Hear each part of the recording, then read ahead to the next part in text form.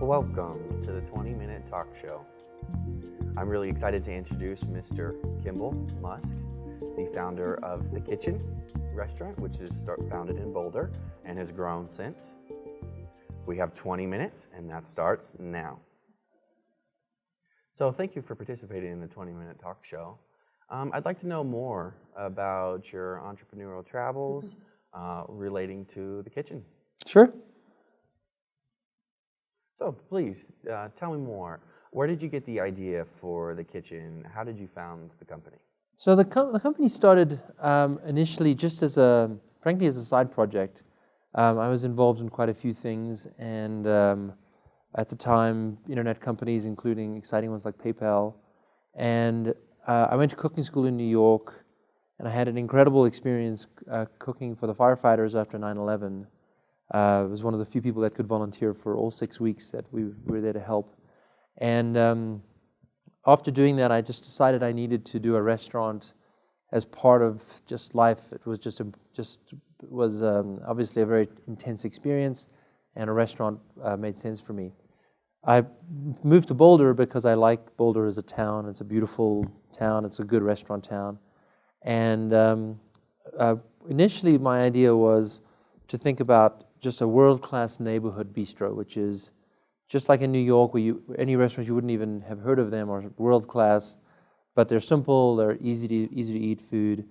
That was the idea I had, and then I met my co-founder, Hugo Matheson, who was really about real food, which was this concept of food that we really trust to nourish our bodies, and trust to nourish the farmer, and trust to nourish the planet. And he introduced me to the idea of working with local farmers, American farmers that served to their community. And so the combination of the two created The Kitchen. And we call it a community bistro. Initially started it with this intention of 40 people a night. Within 3 months, we were serving 3,000 people a week. People really wanted real food. It was amazing. And so that journey kicked it off, but then I went back into tech and had a situation where I was building exciting businesses in technology, but I wasn't very happy. And I went down a ski hill in 2010, and I broke my neck, landed on my head going 35 miles an hour. And that experience just had me restart my life and think about what I wanted to focus on. And that's when I decided to focus on food as my full-time project. And The Kitchen became a business broader than just a little restaurant in Boulder. Our mission is real food for everyone. And we now have restaurants called Next Door, as well as a farm incubator in New York called Square Roots, and our nonprofit where we build learning gardens teaching kids science through the growing of food and connecting them to real food. Wow, that's a great story of how everything got inspiring. It's really sad to hear, though, the experience you had of breaking your neck, but how that got you to really thinking about what you wanted. Yeah, I mean, it's funny I say that it's the worst and best thing that ever happened to me. But this funny joke is, if not for the physical trauma, I highly recommend the psychological awakening. Right. I definitely believe that. I definitely believe that gave you an awakening.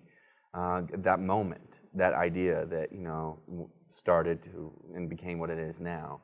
Can you tell me, I guess, how the community has contributed to The Kitchen, or what they've benefited from what you've done? Well, our mission is real food for everyone. So our goal, of course, is to benefit the community.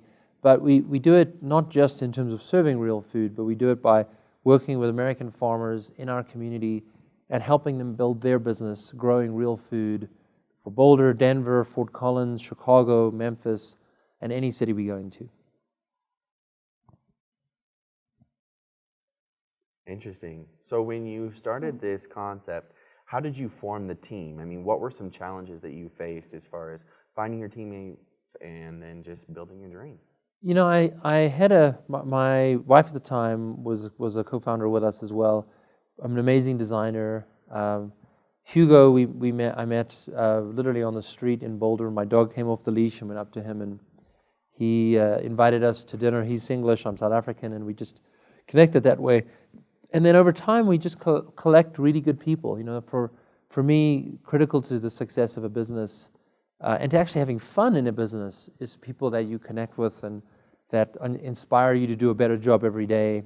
And so collecting people over time that want to join the mission is what I do every day. You know, so if I find someone anytime this afternoon that is a fit in some form, you know, there has to be something for them to do. I think really hard about how do we recruit that person, how do we get them to understand the mission and participate in it. Very nice. So you recruit people. I'm sure there are some challenges. How do you overcome some of those challenges? I think the way I like to think about recruiting people is you have to think about, I don't know if anyone watching plays music, but if you have a band, you can find great guitarists or great bass players or a great drummer or a great keys player. That's easy to find.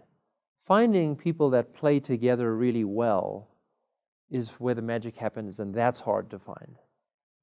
So what I always like to think about is not just is someone good at what they do, but can they play well with the existing team? And when things work together well in the team, that's when I find incredibly powerful businesses are built. Yes, that's, right time in the right place, believing that all of that's going to happen. And that helps you to stay motivated and committed, and I'm sure that helps too. It's a huge part of staying motivated and committed. Part of this was what's a great point. But a lot of young people ask me, I haven't found my passion yet. What should I do when I start out? And to me, I think you're going to be so much more effective if you have found your passion and you can apply it to business that you want to build, for profit or non-profit. But if you don't have that passion yet or you haven't found it, find people that you want to work with. And then you will be excited to come to work. The juices will flow. You'll be building a great business with them. And then when you find your passion, you might be able to convince them to come along with you. Right. So the passion is what gives you the motivation to keep going. So, your passion is food and cooking. Is that the only passion you have? My kids and my family and my girlfriend. I would say food has been a phenomenal discovery for me. I've always loved food, but I never really gave myself permission to focus on it. When I had my accident, I really was able to do that. And so food as a business and family. But I think that the way I would describe it is a little bit differently, which is I've lived my life through the lens of curiosity. So food is important, but it has to be curiosity in the world of food. So I want to be part of bringing real food to everyone, not just a food company. And that curiosity, how do you do that? How do you find a product that could resonate with everyone? How do you build $1 billion business and do the right thing at the same time? The other thing that's very important for me is connection. And that's very much what we talked about with people. So if you are working in a community that you don't connect with, or you're working on a problem that you don't connect with, that doesn't feed me, and it doesn't wake me up in the morning. And then the final one, which I really think is important, is challenge. It's not the same thing as just something being hard. For me, I have a very easy example because I've worked in technology. I mean, building a technology company for me is very hard. I don't have a passion for it, and so I'm constantly pushing to solve problems, and I'm having to put a lot of pressure on myself, and it's very hard. But food, because the curiosity is firing and because the connection is there, that's a challenge. That's something I get excited about. I wake up in the morning and I really want to solve the problem. That's the difference between something being hard and something being a challenge. Okay, yeah, I can understand the difference between a challenge and it being hard. I'm sure you've also had some failures along the way. Do you mind telling us maybe some of the things you've learned from them? Yeah, no, I have had failures. Funny enough, the ideas that have failed have always been the ideas that everyone thought was a good idea from the beginning. Every idea that has been successful has been, every single time when I started, everyone thinks I'm a little bit crazy. And so I've learned that if you have an idea that is really acceptable, or what's the right word? If everyone thinks it's a good idea, it's probably not. I understand. I think you're right. So, what would you do if you had to change professions? What would you do differently? I don't think I have an answer for that. Okay. So, what is your greatest fear? I guess, I don't know, in business, what's your greatest fear? Constant fear of failure is unfortunately part of any entrepreneur's life. For me now, failure is kind of tilting to different things. It's more about failure of the mission, which is much more terrifying than failure of the business. I've learned how to build businesses, and I feel like I actually can build businesses that are cash flow positive and generate returns for investors. And so that's a skill that I've built up over many years. So fear of failure for me is more fear of failure of the mission, which if we do not achieve success in delivering real food for everyone, which means different price points, means working with American farmers to help make that possible, even working with government to make that possible, it would be a horrible future to be stuck in the industrial food machine that most of us unfortunately live in today. Yeah, you're right. So I'm wondering what you think will happen with the food industry in the next 10 years. Do you think it'll change? Do you think it'll focus on more raw foods? I don't think it's so much raw food. I think it's just food that we trust. So I believe we're seeing the dawn of real food, which is food that we trust to nourish our bodies, to nourish the American farmer that grows it, and to nourish the planet. Trust, I believe, is the currency of our generation. With the internet and with the advent of information available to people, industrial food is no longer able to pretend that it's good for you. If a food provider 10 years ago offered a product, they could literally tell you this is healthy and this is good for you and your family and your children. They can't do that anymore.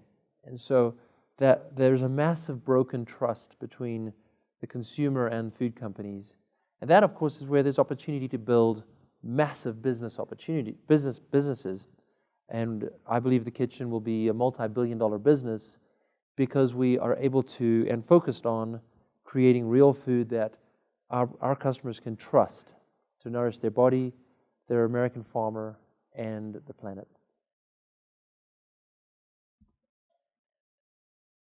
So you'll be working with many American farmers that provide you with different kinds of food, for example, raw food, and you use those to, I guess, support your kitchen. Or do you guys actually have your own farm that you guys use? We don't have our own farm. We thought about it over time to get into farming, and we found that was not the right thing to do for many reasons. First of all, our farmers want to trust us as well, so we don't want to be their competitor.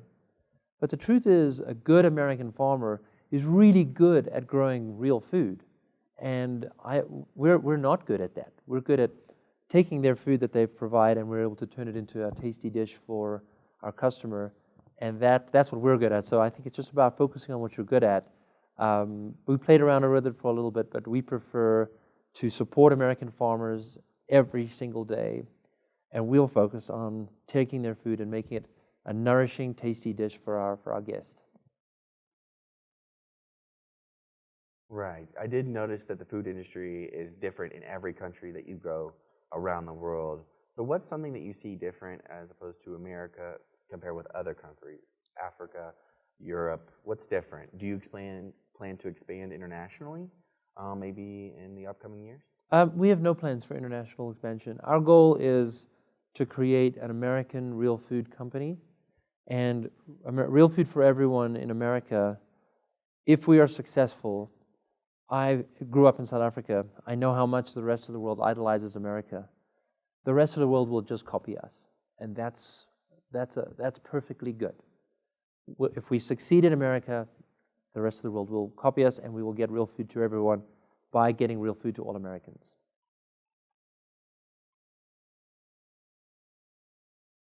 So you think that they will copy your idea or your model, or Yeah. maybe the farms will do the same on how they run? Yeah, they'll copy our model, and we're very happy with that. We want people to copy us, and we believe that, we know that the business is a $5 trillion industry, so we're not lacking in opportunity. And in my lifetime, that would be there would be no way for me to do it all myself. And frankly, that's not my goal. My goal is to succeed in the mission of real food for everyone. We'll build a multi-billion-dollar business just serving Americans, and then the rest of the world can build their multi-billion-dollar businesses, learning from us and providing real food to everyone in their country.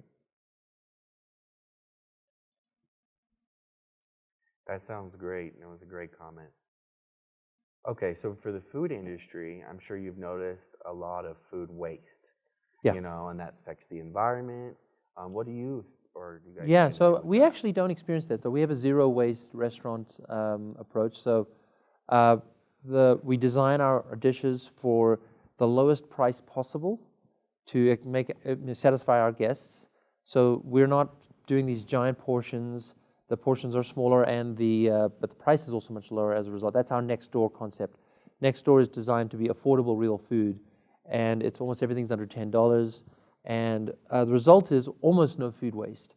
Anything that does go back, which would include even chicken bones, if someone had some a chicken dish or something like that, is composted, and then everything else is recycled. All of our wines are kegged, so we don't have any wine bottles, so there's no bottle in waste. Even our cocktails are kegged, and we work with the state of Colorado to get any alcohol kegged rather than sent in bottles, so that we have minimal recycling, minimal compost, and then the only trash we actually still have is just a little bit of plastic wrap that the food sometimes comes in that we have to use. But for a week of serving 3,000 people in one of our next door restaurants, the trash is about this size. Wow, that's a great way, and it's very creative. Thank you. So that's great. So why did you pick Boulder in the first place to start your business? Sure. So I'm not from America. So I spent 4 years in California building businesses there during the internet boom. And then I went to New York and I learned how to cook there. I didn't really love living in either place. I love America, but I didn't really want to live there. So I got in a van with my wife at the time, and we drove around the United States in the month of February, which is the worst weather, and I like good weather, to see what was the best place to live, to open a restaurant, to raise a family, and to live.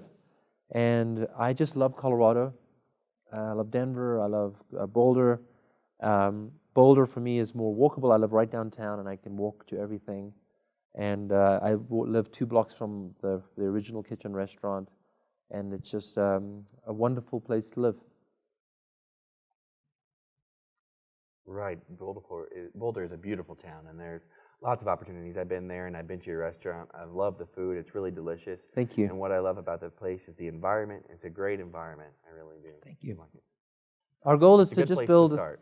Yeah, our goal is to just build amazing, affordable, real food restaurants where you can sit down and have an amazing experience at an affordable price with food that you trust to nourish your body, nourish the American farmer, and nourish our planet. Right. So we have 50 seconds left. So do you mind giving me your top 3 values in life? Top 3 values in life. I would say what I said earlier: curiosity. Always be curious. Connection. Connect to the people and the purpose around you. And challenge. Keep yourself challenged. Keep the neurons firing in a way that connects to your passion. Okay, I would definitely keep those 3 values, and I'll try to incorporate them in my life.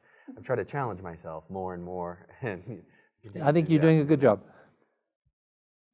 Thank you. Thank you so much for coming here and helping me with this project. I really appreciate it, and I learned a lot from you and your concept of the kitchen. I'll definitely be coming to your restaurant. I look forward to that, and I look forward to going to the next door restaurant as well. Thank you. Okay, that's it. Thank you very much. That was perfect.